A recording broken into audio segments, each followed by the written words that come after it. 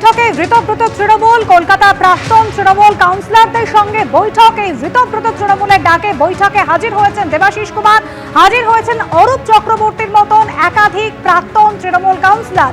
অনির্বাণ বিশ্বাস আমাদের প্রতিনিধি রয়েছেন আমাদের সঙ্গে। অনির্বাণ, একেবারে নভোটেলে যে বৈঠক হয়েছিল এবং সেই বৈঠকেও আমরা দেখেছিলাম মমতা বন্দ্যোপাধ্যায় বা অভিষেক বন্দ্যোপাধ্যায়ের ছবি সেখানে ছিল না। একেবারে সেই বৈঠকের পরে তারা দাবি করেছিলেন তারাই আসল তৃণমূল। আজকেও এই বৈঠক ডাকা হয়েছে।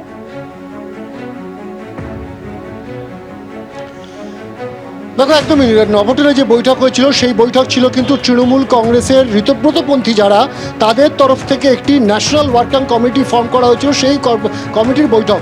এবং সেই বৈঠকে কিন্তু কলকাতা এবং সন্নিহিত জেলার একাধিক জেলা থেকে প্রচুর কাউন্সিলর তারা কিন্তু উপস্থিত ছিলেন। আজকের যে বৈঠক সেই বৈঠকে কিন্তু মূলত কলকাতা পুরসভার যারা প্রাক্তন কাউন্সিলর তাদেরকে কিন্তু ডেকে পাঠানো হয়েছে।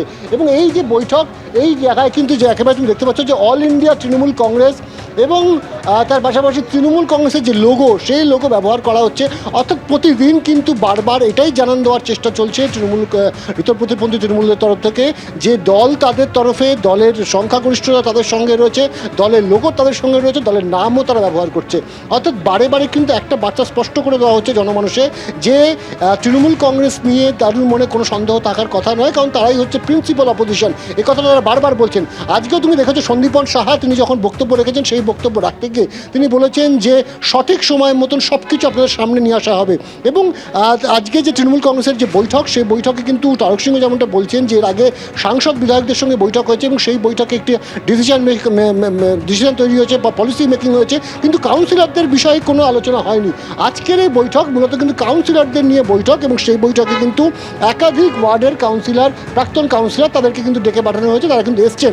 এবং যেটা গুরুত্বপূর্ণ বিষয় আজকের এই বৈঠকে যে আমরা যা সূত্র মারফত জানতে পাচ্ছি যে একাধিক কাউন্সিলর কিন্তু তারা আশঙ্কা করছেন যে ভোটের পরাজয়ের পর তাদের যেভাবে পুরো ভোট ভেঙে দেওয়া হচ্ছে তাদের বিরুদ্ধে আইনত ব্যবস্থাও নেওয়া হতে পারে, বিভিন্ন মামলা হতে পারে। এবং সেই পরিপ্রেক্ষিতে দাঁড়িয়ে তাদের কি করণীয় বা ঋতব্রতপন্থী তৃণমূল কংগ্রেসের তরফ থেকে তারা কি ভাবছেন যে কীভাবে তারা কাউন্সিলরদের সেফগার্ড দেবেন, এই বিষয়গুলো নিয়ে যেমন একদিকে আলোচনা হবে, তেমন অবশ্যই আগামী যে পুরো নির্বাচন আসবে সেই পুরো নির্বাচনের ঋতব্রতপন্থী যে তৃণমূল কংগ্রেস। অর্থাৎ আজকে মূলত অনির্বাণ যেটা জানা যাচ্ছে, আজকে মূলত প্রাক্তন যে কাউন্সিলর তাদেরকে নিয়ে এই বৈঠক, তাদেরকে কিভাবে আইনি সহায়তা দেওয়া যায় তা নিয়ে আজকের এই বৈঠক। ঋতব্রত বন্দ্যোপাধ্যায় তিনি বলেছেন যে যা জানানোর তিনি জানিয়েছেন। আস্থা আছে নির্বাচন কমিশনে, জোড়া ফুলের দখল কার হাতে, আস্থা আছে নির্বাচন কমিশনে। তৃণমূলে ভাঙন ধরিয়ে এই দাবি করেছেন বিরোধী দলনেতা ঋতব্রত বন্দ্যোপাধ্যায়।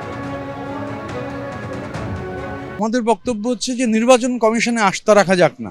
নির্বাচন কমিশন তো রয়েছেন, যা রিপ্রেজেন্টেশন দেওয়ার আমরা রিপ্রেজেন্টেশন দিয়েছি, আমাদের যা বলবার আমরা লিখিতভাবে জানিয়েছি। তো ইলেকশন কমিশনে আস্থা থাকুক, সমস্যা কোথায়? আপনারা কি এই লোগোর ব্যাপারে কোনো কিছু বলেছেন? আমরা ইলেকশন কমিশনে যা জানাবার জানিয়েছি। আমরা ইলেকশন কমিশনে, দেশের তো আইন আছে, কানুন আছে, নির্বাচন কমিশন রয়েছেন এই পলিটিক্যাল পার্টিগুলোর জন্য। সুতরাং আমাদের যা বক্তব্য আমরা নির্বাচন কমিশনকে জানিয়েছি। আমরা তৃণমূল কংগ্রেসের সংখ্যাগরিষ্ঠ নির্বাচিত জনপ্রতিনিধি, সব স্তরের জনপ্রতিনিধি তারা আমাদের সঙ্গে আছেন। তো আমাদের রিপ্রেজেন্টেশন আমরা যা দেওয়ার ছিল, আর আমরা নির্বাচন কমিশনের উপর আস্থাশীল। বলছি আপনারা প্রতীকের বিষয়ে কি ভাবছেন? আমি তো বললাম যে আমরাই তো তৃণমূল কংগ্রেস। নির্বাচন কমিশনকে আমরা যা জানাবার জানিয়েছি, নির্বাচন কমিশন যদি কিছু জানায় আপনারাও জানতে পারবেন, দ্যাট উইল বি পাবলিক। আমরা নির্বাচন কমিশনে আস্থা রাখতে চাই। আমরা দেশের আইন কানুনে নির্বাচন কমিশনে আস্থাশীল। আপনাদের তো লোগো ঘাসফুল বা জোড়া ফুল, সেটা আমরা সেদিন দেখেছি আপনাদের বিশেষ সেশনে, কিন্তু মমতা বন্দ্যোপাধ্যায় বা অভিষেক বন্দ্যোপাধ্যায়ের ছবি নেই, পরিবর্তে মহাত্মা গান্ধীর ছবি, রবীন্দ্রনাথের ছবি। আগামী দিনে আপনারা যখন রাজনৈতিক কর্মসূচি নেবেন সেক্ষেত্রে কি হবে? তো মমতা বন্দ্যোপাধ্যায়েরই তো শিক্ষা মনীষীদের সম্মান করা, তো আমরা মনীষীদের সম্মান জানিয়েছি, এর মধ্যে সমস্যা কোথায়? আপনাদের আগামী দিনে কি কোনো রাজনৈতিক যখন কর্মসূচি হবে সেখানে মমতা বন্দ্যোপাধ্যায়ের ছবি থাকবে?